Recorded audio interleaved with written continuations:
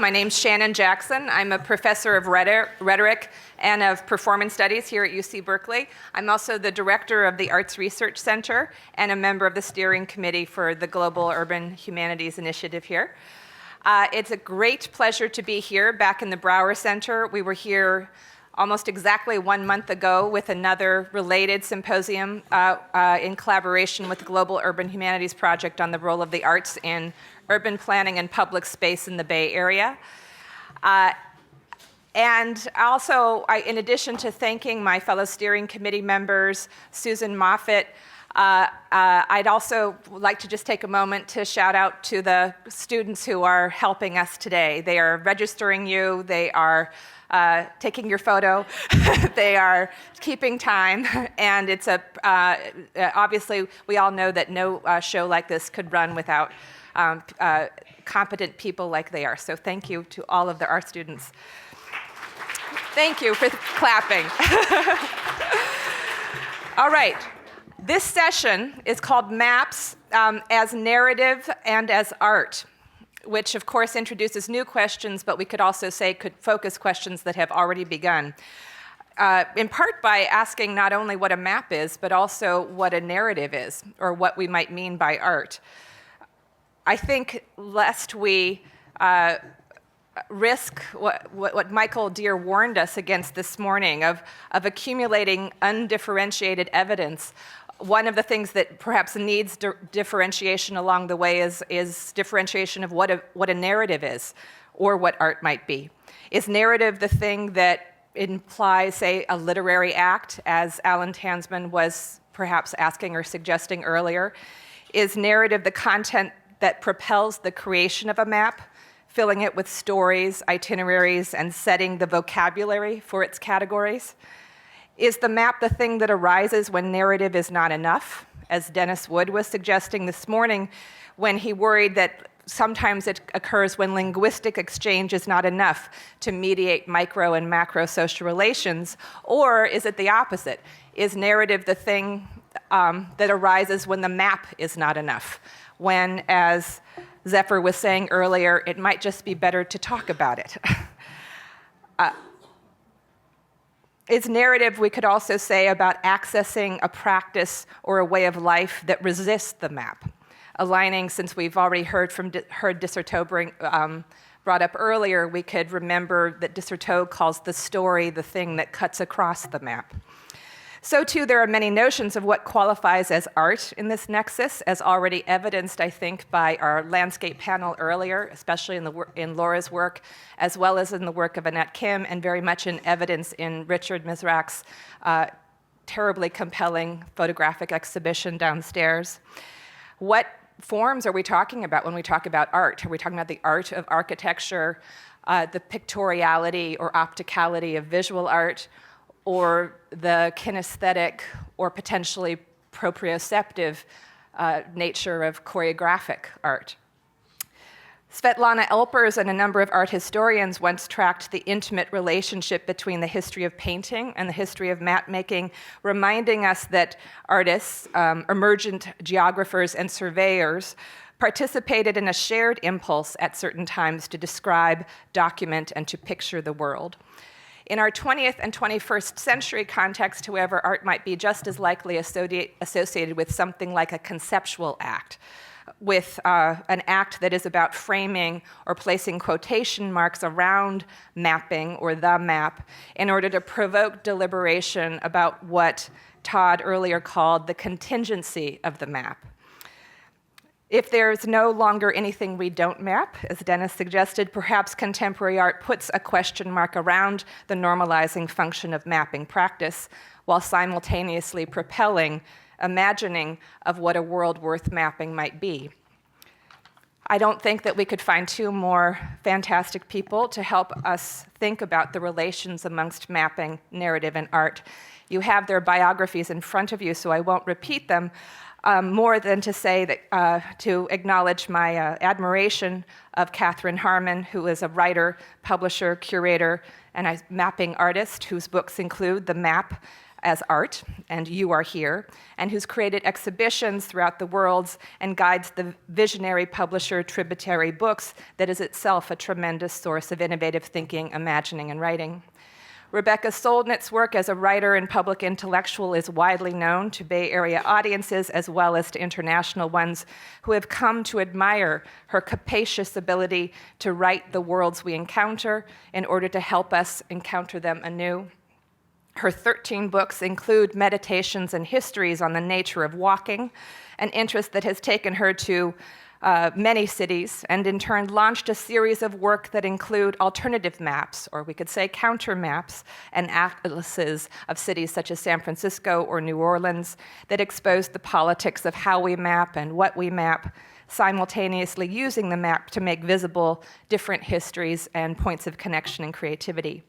Our respondent today will be Dana Cuff, who is a professor of architecture and urban planning from UCLA and part of the UCLA's steering committee in the global humanities.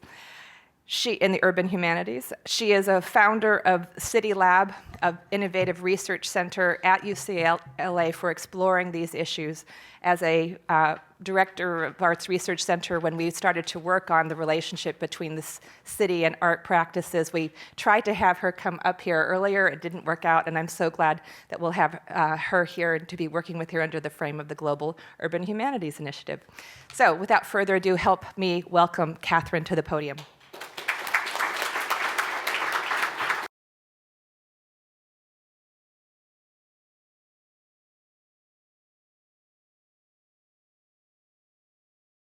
Thank you very much.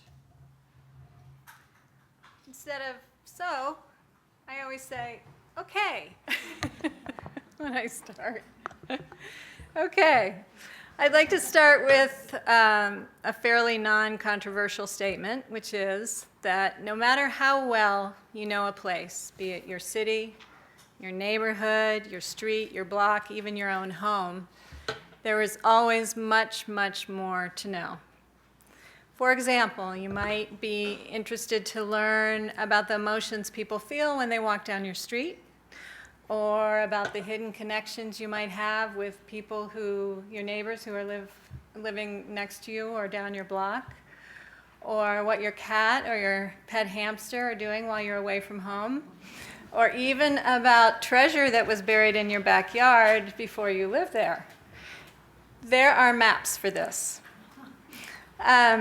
The kinds of maps that tell these stories I like to call creative cartography, and to me that means maps that illuminate the relationship between surroundings and our experiences.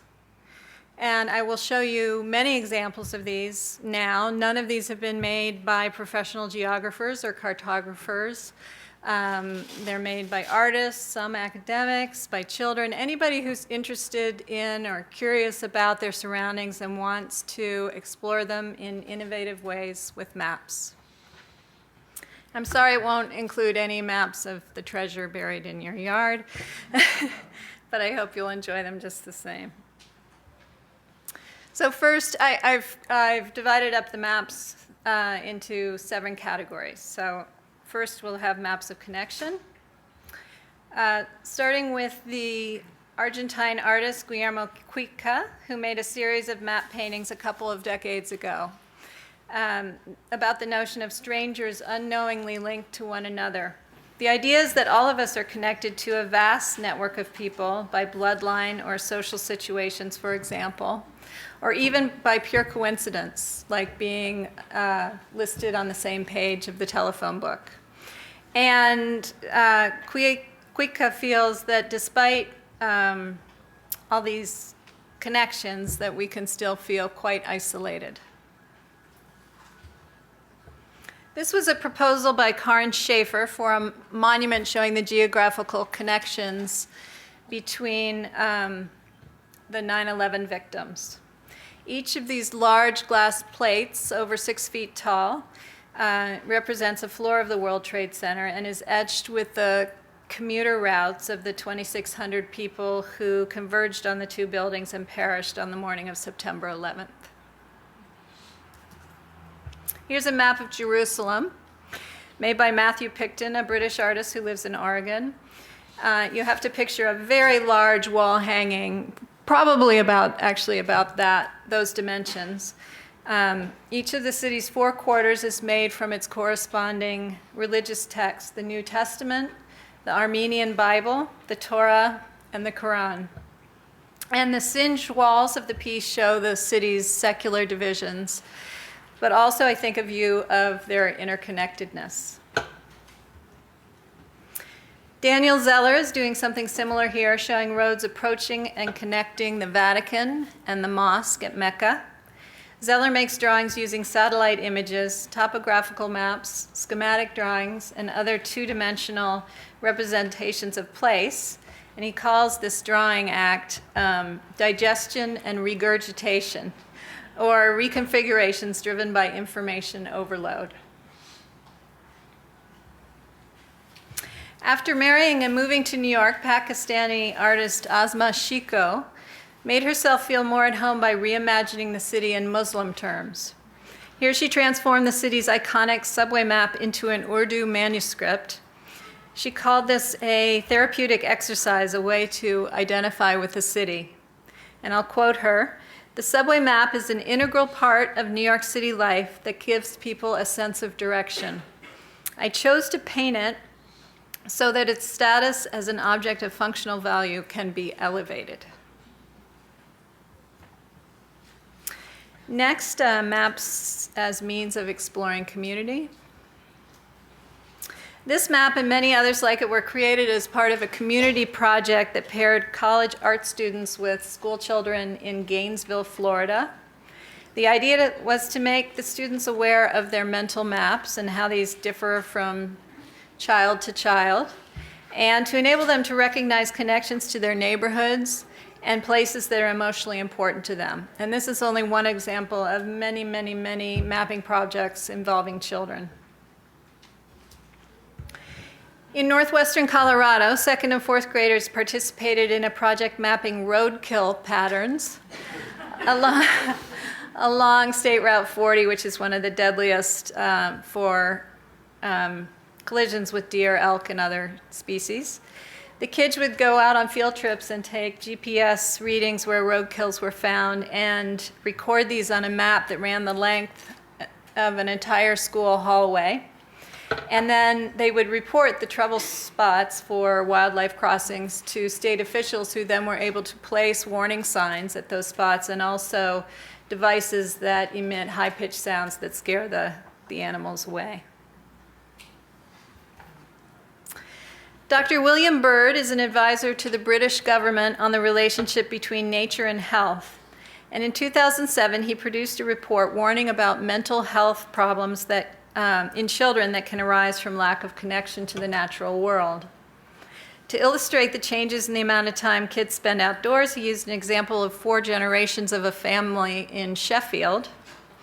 And this map shows the sizes of the areas where the kids could roam unaccompanied at the age of 8. So starting with the great-grandfather, who is represented by the large white circle, that shows a 6-mile range that he could roam. And he's now 88 and still considers himself a very keen walker. And then it goes down to his son, the grandfather, whose range shrank to 1 mile, and then by the 3rd generation to his daughter up at the top to half a mile, and then finally the range of the 8-year-old great-grandson, which is upper left there, the small black dot, that extends no more than 300 yards from home. And Ed, this child's mother, drives him to school a few minutes away, and also drives him to a safe place to ride his bike. Jeff Sisson, an internet artist, honors one of New York's most ubiquitous yet overlooked features, the bodega. These convenience stores anchor micro communities throughout the city, yet they're so common that they're often taken for granted, and now in the face of development, many of them are beginning to disappear. So Sisson created a website where people around the world could participate in mapping every bodega in the city's 5 boroughs. Visitors to the site were given at random Google Street Views of shops from a state list of liquor licenses and were asked to answer the question, is this a bodega? And for every confirmation, everyone that was verified got a red dot on the site's map. 2 Italian artists conceived of a project to display embroidered maps of various Beijing hutongs. Hutongs are sort of isolated small neighborhoods within Beijing, about a kilometer square with about 30,000 people in each of them. And the artists hung these carpets in the hutongs and then recorded what happened. And they refer to their work as micro-urbanism interactions, or creating small public stages on which the audience response is the main event. Scale in mapping is always very interesting to me.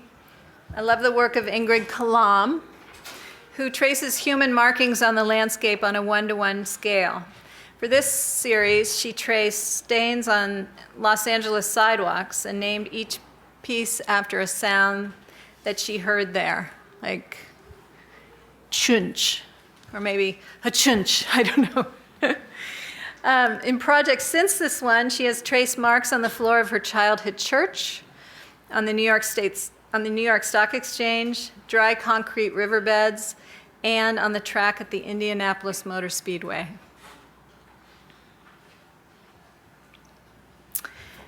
I love this one. Dominic Wilcox is a London-based designer who came up with the idea of creating a pair of shoes, handmade leather shoes, that can lead you wherever you want to go. In the left shoe, there are GPS transmitters installed in the heel, and there's an antenna in the red heel pull. And the wearer of the shoes first chooses a destination on a digital map, and then uploads the coordinates to the shoe with a USB connection. And then to activate the transmitter, you click the heels together, just like Dorothy. And as you go, there are mini LED lights, and I hope you can see them, in the toes that indicate the direction you should walk. And as you get closer and closer to your destination, the lights get brighter and brighter. Warmer, hotter, warmer. German artist Aram Bartol created a series of public installations in various locations in Europe, here in Arles, mounting red markers in the exact spot where Google Maps locates the city center. I think this is a great way to draw attention to how our perceptions of places are increasingly influenced by geolocation services. Chris Harzinki has a wonderful website showcasing hundreds of hand-drawn maps, most of them discarded and then found again and submitted to the site. And I just chose 4 maps here because they're from this general area. There's a map to a free shop vac, which I imagine is long gone, an East Bay wedding, a 5-year-old's map of blue angels flying over the San Francisco Bay, and hidden Pez dispensers in Palo Alto. Obviously, these are not to scale. Okay, maps that tell stories. These are 2 of a series of map paintings by Nigerian artist Odobong Nkanda, showing the transformation of the region where she lives, the Niger Delta, due to oil extraction there. Swedish artist Lars Arrhenius created a narrative map based on London's well-known A to Z street atlas. It's kind of like a graphic novel overlaid onto the pages of maps of London. They show the city is made up of moments in the lives of 18 characters who seem to intersect at random, going vertically and horizontally. And as you follow their stories and then run into other people's stories, it's like you're really traversing the city as well as the map. The lived city, I should say. And a while ago, here in the Bay Area, there was a fun project that mapped city sweet spots. And I don't mean ice cream stores or candy stores, but places made sweet by meaningful human interactions that happened there. Participants used white flags to mark the physical locations of spots that are meaningful to them. And then the organizers produced a mapped walking tour of these sites and also a website with photos of the spots and the stories behind them. Okay, emotion.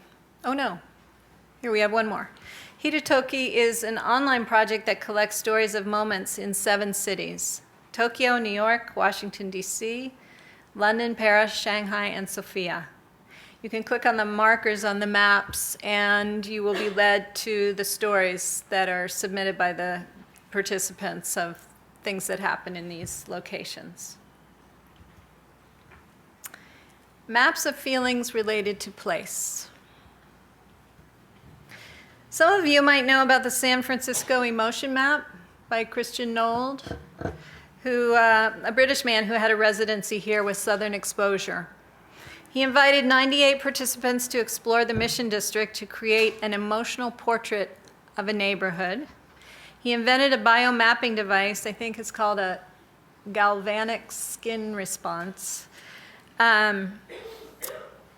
that participants could wear to record their physiological responses to their surroundings as they walked around, and they also recorded their comments about what they were doing or what they were seeing. And these were all compiled into a big, big map. And in just this small detail from the map, you can see a range of emotions. I love the one up in the corner that says, "Whoa," up there. Ingrid Burrington created a map based on data from Craigslist of missed connections in Manhattan. Missed connections like, I saw you on the subway, you were wearing that blue coat, I was wearing a red hat, our eyes locked, that kind of thing. She wants people to, I think, to pay attention to fleeting moments like these and to seize the day. Seize the girl in the red coat. This was a public mapping project in Minneapolis, St. Paul, where passersby used colored pencils to mark their emotions around places. They were given gold pencils for joy and gray for pain. And no surprise, an auto impound lot was so gray it was practically black, as were large sections of the freeway system and a medical center that treats for trauma. Not just one, but 2 men colored in the locations of heroin overdoses. But golden places included hiking and biking trails, lakes with favorite fishing spots, and sports arenas like the Metrodome. There's a surprising number of smartphone apps that have been designed to collect location-based data on what makes people feel happy. This one regularly pings users to ask them how they're feeling, who they're with, and what they're doing. The data is kept anonymous and correlated with other measures like noise level and air pollution. The payoff for the participants is that you can see your own state of mind charted on the app, where you're happy, when you're happy, who you're happy with, in case you didn't know. Okay, see if you can follow these numbers. A team at UVM scored 10,000 words on a positive-negative scale and measured their frequency out of more than 46 billion words, tweeted by 63 million Twitter users over a 3-year span. The data was correlated with other lifestyle measures such as poverty, gun violence, obesity, and life expectations, and it yielded significant regional differences. The lighter the color, the happier the state. Similar studies have been done by universities all over the country, believe it or not. I like this quote by the lead researcher of this one at UVM. "We're not saying that maximizing happiness is the goal of society. It might well be that we need to have some persistent degree of grumpiness for cultures to flourish." Now a few maps highlighting different viewpoints. This is a pair of maps conceived by the designer Sandow Birk showing how words can skew our ideas of places. On this map, the liberal view of the world is full of anxiety. For example, Antarctica is labeled rapidly disappearing ice shelves. By contrast, the corresponding conservative map is full of opportunities for exploitation. Here, Antarctica is labeled as more ice than could ever melt before the rapture. Experiences of odor differ from one person to the next. One person's tasty wedge of cheese may be, in another person's nose, a sweaty armpit. Nicola Twilley wondered about and succeeded in mapping olfactory preferences and biases in New York City. She used research by a Rockefeller University team that asked hundreds of people from all backgrounds and parts of the city to describe 66 different smells. The resulting olfactory demography of New York showed, for example, that people in Queens Community 13, predominantly African American females over 35, like the odors of sandalwood, cloves, and decomposing ginkgo leaves. Meanwhile, in Manhattan Community Districts 1 and 2, where white males under 35 are in the majority, the preferred smells are anise, nutmeg, honey, and smoke.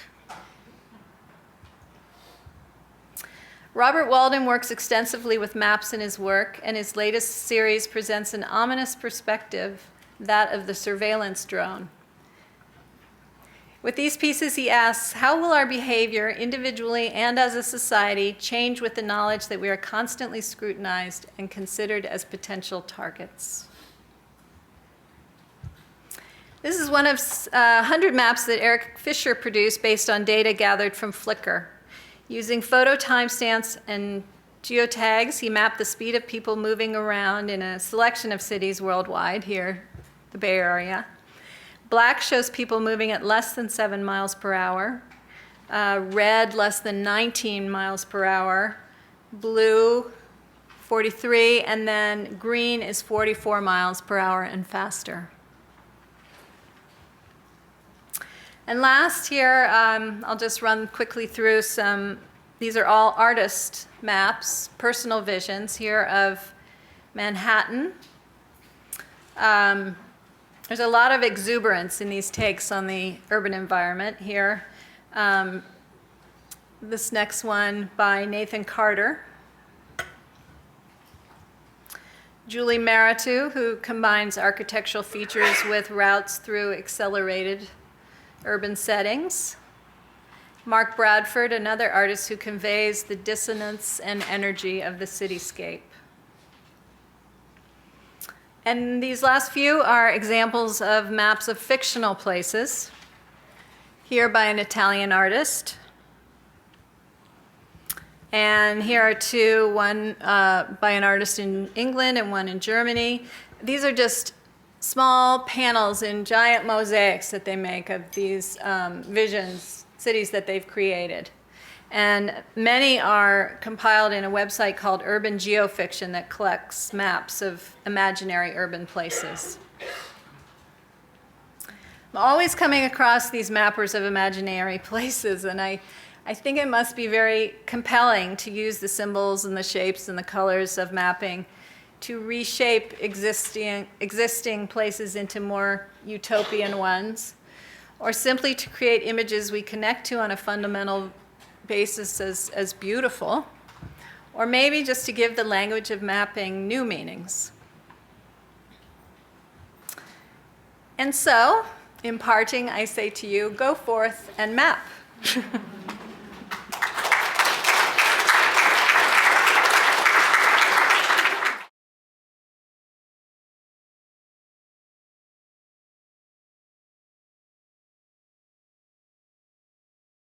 So it's lovely to be here and see a bunch of friends, my fabulous collaborator, Joshua Jelly Shapiro in the back, and some of my idols in mapping. And so thank you so much for bringing me into the mix. So I started making atlases. Number 2 is officially out this week. This is it, Unfathomable City, New Orleans Atlas. For me, the case for maps is all tied up with the case for books, paper books, and that might be why I've made atlases, 2 of them to date, which are both A book is an architectural space through which people move physically with hands and eyes. There is the idea that a story is a storyline and that reading and writing are a form of travel, or that travel is a form of reading the landscape. These make sense with books. Perhaps if a book is a landscape, a computer page is a treadmill. I'm kind of, here I am with my beloved laptop, but I still have some attitude about what these technologies do to us and for us. So there are wonders and joys in the digital world, but they run the risk of eclipsing the world of paper that is part of the world of actual bodily inhabited space. One of my earlier books was a history of walking, and thinking is a more bodily act than we generally acknowledge, and knowing is often best as both a bodily and spatial experience. I believe as well that democracy is based ultimately on people coexisting in public space together, which is what cities are at their best, places of great mingling, which we learn to be among others unlike us. Find a sense of membership in public and a familiarity with the place that, when necessary, allows us to rise up as civil society. Maps are a way of knowing where we are that matters to all these things. So I started making maps, and I use making in the most general sense because I am not particularly, I have no graphic skills. I'm a lousy visual artist. So these are about collaborating with designers, cartographers, artists, other researchers. It's interesting. I feel like maps have dwindled and that they used to be beautiful, and now most of them are somewhere between blah and outright ugly. It was really fun to see the Google Map icons dropped into the actual city because those kind of inverted baby blue teardrops are not wildly aesthetic phenomena, but wildly ubiquitous ones. So I was interested in making maps beautiful again, but I was also interested in creating an alternative to what we get on maps almost all the time, which is travel routes, usually keyed primarily to cars. And now with Google Maps, people put lots of basically consuming on it, shopping and restaurants, but they don't generally put migratory routes or cemeteries or dream spaces or song lines or things like that. So when I started making maps, I wanted to really kind of make visible what's invisible and map connections that might not otherwise be made. Truth to Power is about the San Francisco Civic Center, which is a collision of a bunch of really key things, from the founding of the United Nations to the assassination of Harvey Milk, which you can tell as a story about rights and conflicts. For example, the Asian Art Museum, which I think is the biggest Asian art museum in this hemisphere, is directly across the street from the site of the 1877 anti-Chinese riots, which I think is a really fascinating kind of barometer of what our culture's been doing that doesn't generally get correlated, because who knows where the anti-Chinese riots took place in 1877 nowadays. I want a monument there, but that's another project. So this is the cover of the earlier one. Sorry, and then with the new atlas, we did some more complicated things. This is a draft version. The final version, this orange line is a neater oval here. But I was really struck during the Arab Spring that hip hop was part of the revolt or the revolutions. And you go back from that. Where did hip hop come from? The South Bronx. But where did the people who kind of started hip hop come from? And they mostly came from the Caribbean, and their influences were from New Orleans. And I loved it that, in addition to the U.S. government exporting military aid and weapons and horrible things like that, that American culture often exports liberation and subversion. And that if you look at New Orleans as a place where African culture stayed alive almost uniquely in this country during slavery, and sort of flowered and mutated and grew into rhythm and blues and jazz and rock and roll and funk and ultimately things that would feed hip hop. You can see that what came from Africa in the 18th century and early 19th went back in 2011, and which is a kind of wildly ambitious thing to map, but why not be wildly ambitious with your maps? So, I was also really interested in what paper maps do that online map equipment doesn't. That term interactive has always made me crazy, because we really think poking buttons is what interactive means.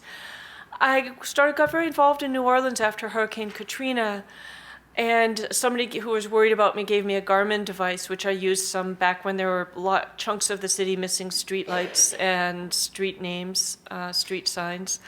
But I also bought as soon as I landed the first time, we bought a gas station map, just your basic generic $6 map. And I used that a lot. And I was really interested to note the more I used the map, the less I needed maps. That in some sense, a paper map used that way was the ultimate interactive thing, because ultimately the map entered me and I became a map, or rather all of us are atlases, and this was added to the maps in the atlas that is me. And I learned alternative routes and street names and started to see patterns and poetry in the street names and became able to get around. So I'm really interested in, this other kind of interactive that paper maps have. And I think that there's a kind of power dynamic in paper and online mapping. A lot of the online mapping, MapQuest and Garmin device, or I should say the new technologies are a kind of authoritarian thing. They basically tell you what to do. And obedience is a form of interactivity, but not my favorite one. And whereas you really kind of you command paper maps, you have to do a lot of the work of figuring out where you are and where you're going and correlating and stuff, but you can lay out alternate routes. I came back from New York Wednesday morning, and it was really interesting. I got really tired of angry, unhappy taxi drivers, so I decided to take the A train. And Google Maps does not acknowledge the possibility of taking the A train to JFK Airport, no matter how I configured it. There was no way to get them to acknowledge it. It was really interesting that they came up with dozens of public transit routes, none of which involved the fact that the A train goes about a quarter mile from the airport. So I took the A train anyway. But, and I think that's one of the which of course on a paper map I would have which is what I did actually, is just pull out the MTA subway map and figure it out on my own. So I'm concerned about those technologies, which is part of why it was a joy to put paper maps back into the world. And in this way, and it's interesting. I think for everybody in this room, maps are common and ubiquitous and all over everywhere. But I think for a lot of younger people, other than things you look at on your tiny phone screen, there isn't a lot of mapping happening in their lives. They're using their phones to get around, and it is that kind of technology of obedience, and not seeing the spacious spread that a map that's 3 feet wide, not the size of your phone screen, provides. And but there is an incredible pleasure as well as utility and that other power dynamic. So, and it's also really interesting making maps. You learn a lot of things. This Joshua Jelly Shapiro was sort of the main creator on this map, which was the cartographies by Shizu Segal, a great San Francisco artist, then designed by UC Press's Leah Chandra. But primarily Josh's research with some interpolations from me about important things like the Pointer Sisters.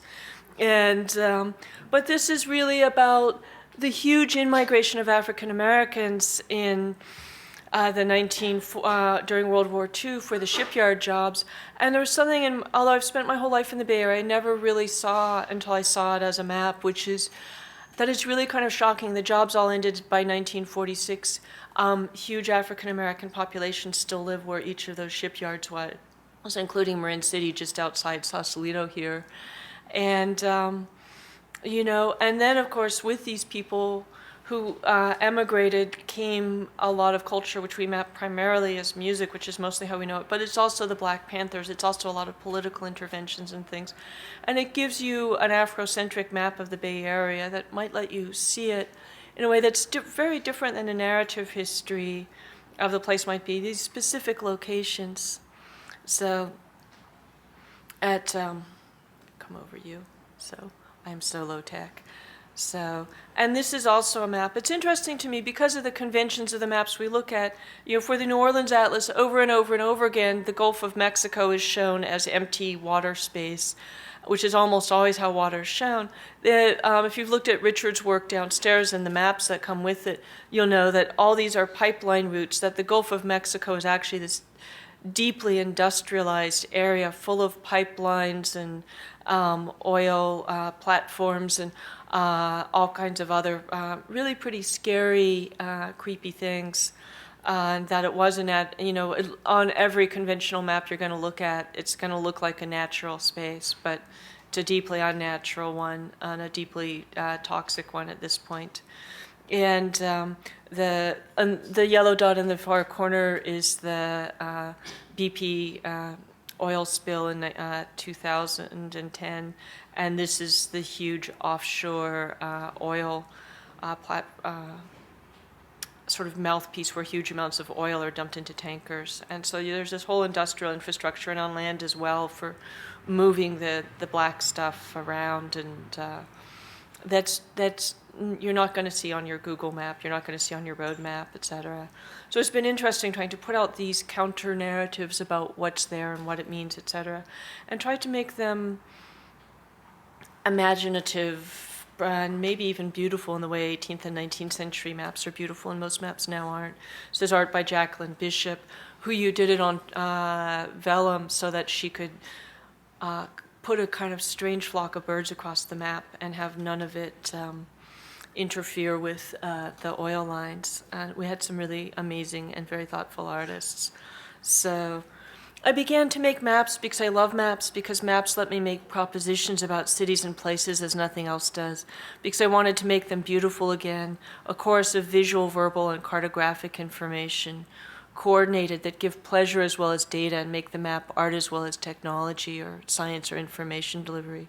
Some of the propositions I was interested in with my atlases were that cities are in essence infinite because they can be mapped in innumerable ways. That a great map can make the familiar strange as well as introducing you to the unknown. So this is a map that was actually, has a funny history. There was supposed to be a map about the Vietnamese in New Orleans that kept not getting made and kept not getting made. And finally in December, when we were like about 10 minutes from what should have been press time, I said, okay, I'm doing this map I've been daydreaming about. We had an existing map of lead levels. A scientist in New Orleans has compiled in very high lead levels there, which are a huge threat to infants and children's sort of physical and mental well-being, and sometimes correlated with the high levels of crime there, although that's a complex conversation. And I had started pairing a lot. I think of cities as coexistences, so I made the paired maps that are really common, the shipyards and sounds that you just saw on Josh's map. For Lead and Lies, it was about the secret poisons that also shape your life in a city that you may never see, and political lies. Lies, you know, there are, and it was interesting doing a kind of taxonomy of lies. There are honorable of lies. You know, I saw no runaway slaves pass this way, for example. There are other kinds of lies. And New Orleans has an exceptional tradition of extremely dishonest political leaders. I sort of wish I'd put it directly on the map. I think it's in the essay I wrote that go with it. But New Orleans, when the mayor is sentenced for, Mayor Nagin, the guy who screwed up colossally during Katrina, is sentenced. I think New Orleans will be unique in American history for having its mayor, its congressman, and its governor all in prison for corruption simultaneously.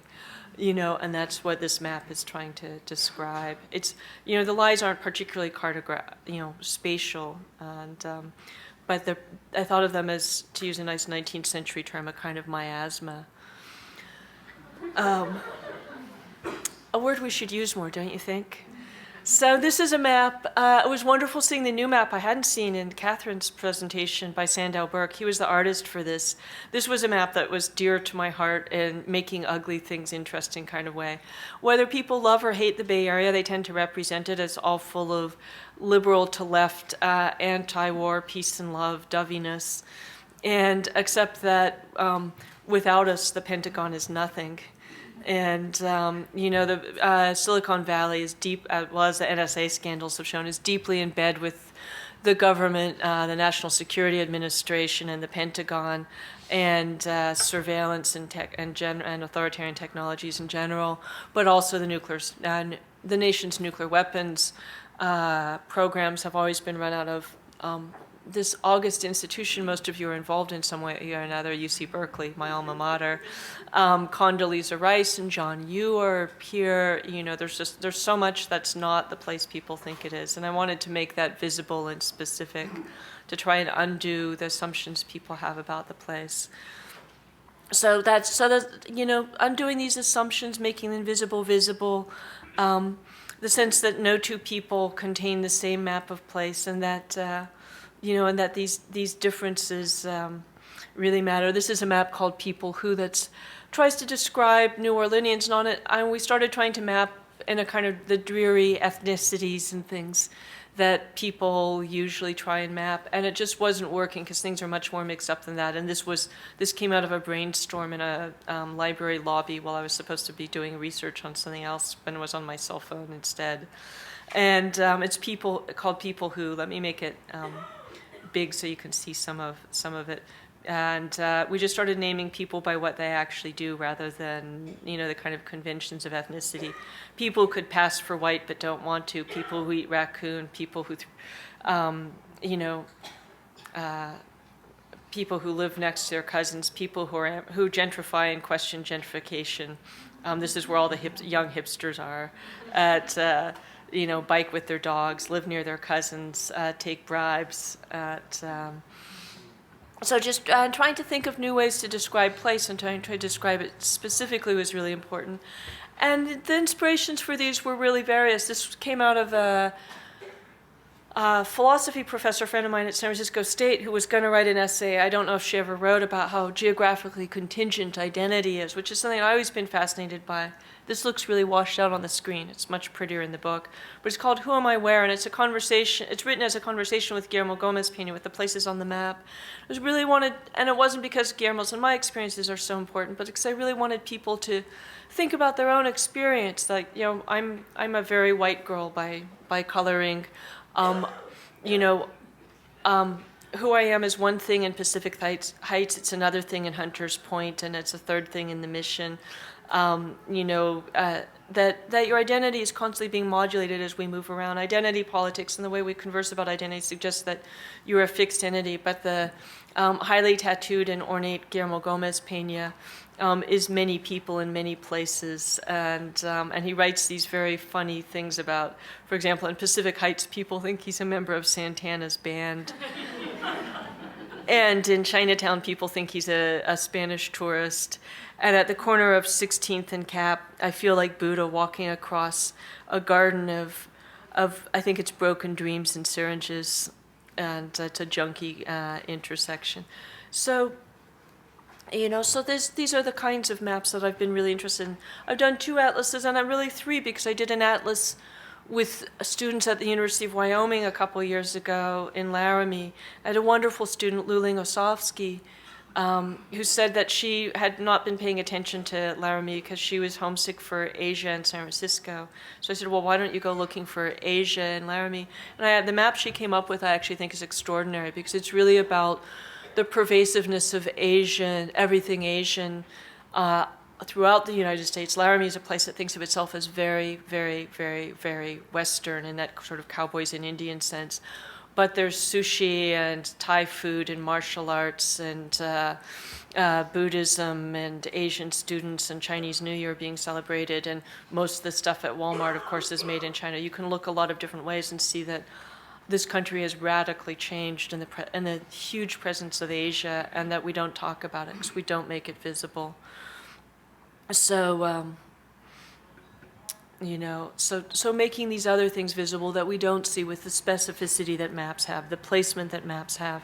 I've also been really interested in why maps make people, and this is mapping and its discontents, but I think we could also call it mapping and its contented populations. I was just talking to Katharine outside before this presentation. Maps make people profoundly, intensely happy in some way, I discovered when I started putting out maps of my own, that doesn't compare to the experience you get with literature, art, dance, music, anything I've seen. People just kind of light up and get excited and happy in some way. I don't know if it's because maps promise finally to show us where we are because secretly we're all basically lost all the time. Or if there's something about that indexical information, if it's the idea that it's actually showing you a space you could enter, even if it's a map of Shanghai and you've never been to China or what. But maps make people happy, and that's been really interesting to me. What is it that maps do? I don't think Google Maps makes people super happy. I'm not sure gas station maps make people super happy, but old maps make people happy, interesting maps, the kinds Katharine showed, the kinds I'm trying to make do. And maybe I'll just stop here. Well, can I show one more after this? This is Right Wing of the Dove, one of the first maps for Infinite City. And I paired two kind of what I think of as refugee species, the endemic species of butterflies, some of which occur nowhere else on Earth in San Francisco. There were many more once upon a time. There's still many left. And queer public life, which flourished. I was just in New York showing another version of this project, and I had such a good time tweaking them that Stonewall was really nice, but the Compton Cafeteria riot, which is right around here, was our Stonewall, and it was in 1966, not 1969. And meanwhile, Jose Sarria, who sang at the Black Cat right here, actually was the first out gay man ever to run for elected office, I think pretty much anywhere that we know.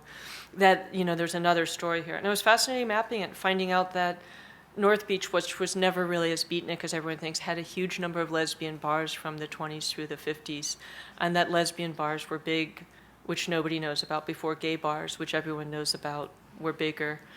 And, it was also about convenience. Butterflies are mostly on unpaved space. Queer public life was mostly paved space. And then I just want to end with this fantastic map, another one Josh was really instrumental in. It's about bounce music, New Orleans' particular version of hip hop. It's where twerking comes from, of Miley Cyrus fame, but it's a much richer, stranger thing than that. It's a music that came out of the housing projects, and that's deeply, deeply place-based, and that people, and this is also a map about what was lost during Hurricane Katrina. These big gray areas are the housing projects from which bounce emerged. Some of the blue labels are some of the best high schools for marching bands, out of which a lot of musicians have come. And people would shout out about their housing projects and say Iberville in the house, and the crowd would shout back, Iberville is in the house. The schools were important and stuff. There was this deep rootedness in geography before Katrina. They shut down the housing projects. They changed the schools into charter schools. And so this is a picture of a lost world, a vanished city that lives on now only in the bounce music. And I think of it as a kind of songline or something, kind of giving people a geography that's now still alive in the music, but no longer alive in the physical geography. So this relationship between culture and place, the place that feeds culture, the culture that keeps place alive, might be a place to end with one last thing to say. This is a fantastic artist, Brandon Odoms, who's very involved in hip hop. And this is the kind of countermapping I'm super interested in. There's so many cartouches that have like kind of subject ethnographic people and maps of continents of Africa, of North, the black people in the map of Africa, the Native Americans in the map of North America. I sent him a bunch of historic cartouches, and this felt like the ultimate riposte to all the colonialism and all the history of cartographies we have. This is a sort of proud and empowered hip hop cartouche. Thank you so much.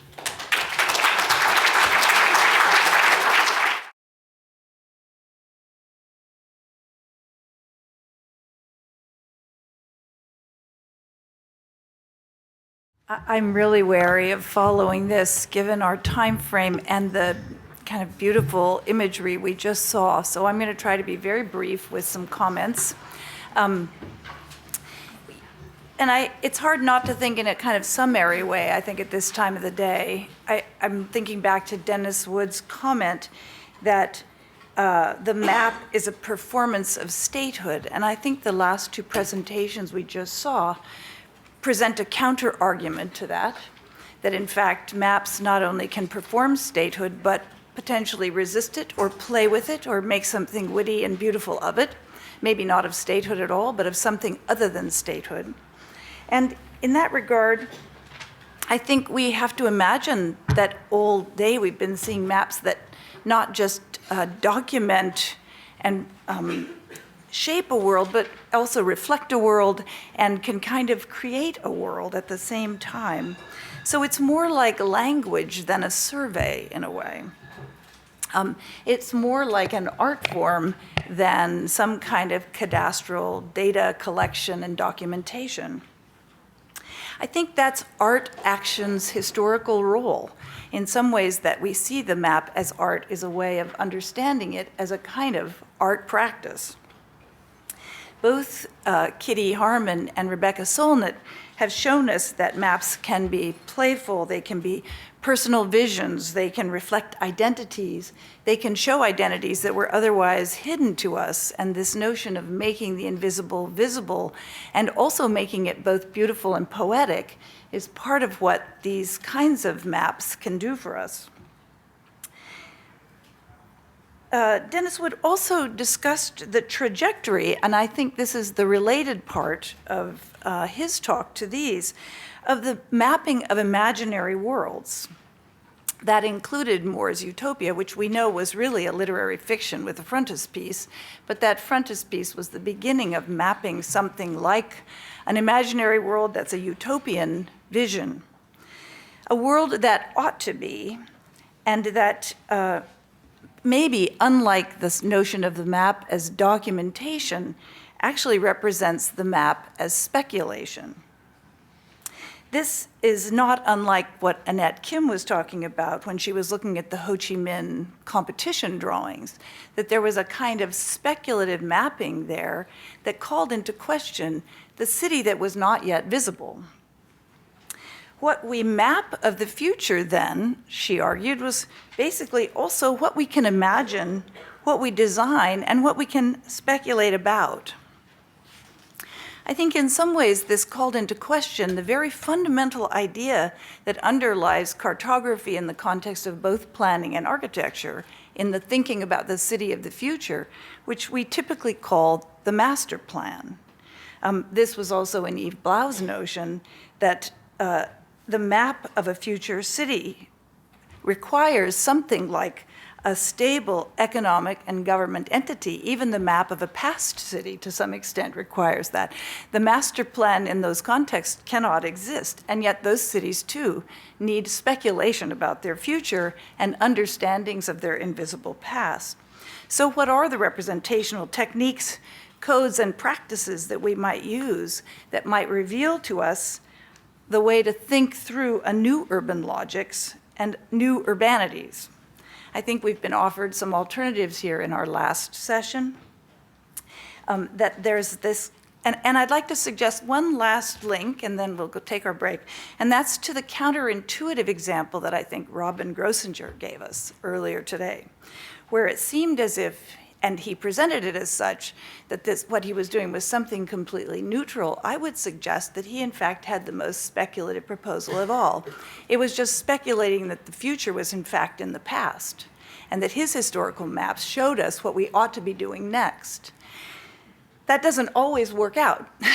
Not every new future should be what was before. A restoration might not be the answer for Zagreb. So how do we use that kind of historical mapping of an invisible past and the artistic practices and imaginary mappings of a not foreseeable future to construct something like the city we ought to have? At UCLA, we're working with this concept of thick mapping that tries to bring all those ideas together, and I think it's really at the heart of the urban and humanities project together. So with that note, I'll see if, do we have a minute? Who's our timekeeper now? Yeah, Could we I have approval take for a question. Or a couple questions for Rebecca or yeah. Kitty? People are maybe so washed out. And Here. Okay. Can we get a microphone quickly over there? Or Thanks. thank you. Hi, I am a big fan of both of you, so I'm very pleased to be here and to see you both speak. And my question is for Kitty. How did you get started collecting all these artful maps and curating them and putting them together? It's not a very interesting answer, actually. That I've just always loved maps since I was very young. And I don't know if you know the work of John Held Jr. He was a mapper in the 1920s. Hilarious maps. And I used to look at his books at my grandparents' house, and that sort of got me hooked. And I would just collect them wherever I could. And I'm a book producer, and I produce books on various topics. And at some point, the files got thick enough that I realized I really needed to do, well, the first book that I did, You Are Here. And then Dennis helped me helped me decide that the next book to do would be strictly contemporary artists who do maps. And there's just been an amazing response to these books. And I'm glad that I share with you this passion. One more? Yes, Tony? Is this on? Yeah. So a question for Rebecca, and this is to ask whether you worked with nautical charts at all around New Orleans, because there you will see things like submerged wreck, buried pipeline, outfall for waste. They're not utopian. You know, there's a lot of stuff in both atlases that is pretty dystopian at best. You know, the lead, the militarism, the lies, and the oil infrastructure. The map I showed, Oil and Water, was exactly that. You know, it's a map of the Gulf, which is usually a blank space, empty space on the map, as though it's just water. And you probably all know the Lewis Carroll thing. Is it in The Hunting of the Snark, where the perfect map, which is a map of some quadrant in the middle of the Pacific or the Atlantic, that's just pure water, and that's kind of how water always looks. And this water is interesting because it's so full of infrastructure, petroleum extraction infrastructure. It's this kind of invisible industrialism that's actually pretty sinister. So we did go there. Thank you.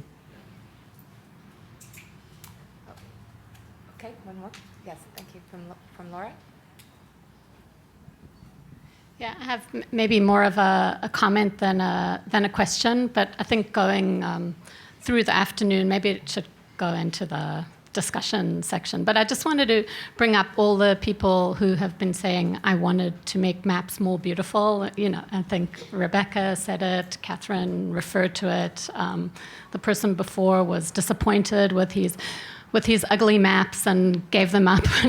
But I think that there's an interesting trail of thought going through, starting from Dennis this morning, which we need to address, because the democratization of maps and the fact that Rebecca can say, I want to make a map, and the fact that everybody today who said, I can make a map, including myself, I'm not a cartographer, maybe points to the real democratization of mapping. And rather than make maps disappear, we really need to develop a better literacy about the things that we're working with, so that we don't make what we call ugly maps.